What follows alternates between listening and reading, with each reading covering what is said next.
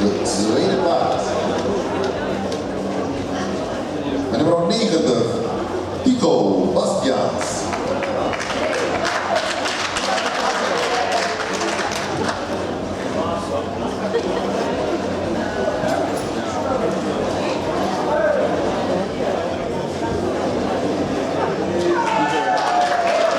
Onze winnaar van vandaag, met nummer 89, Kelvin Hansen.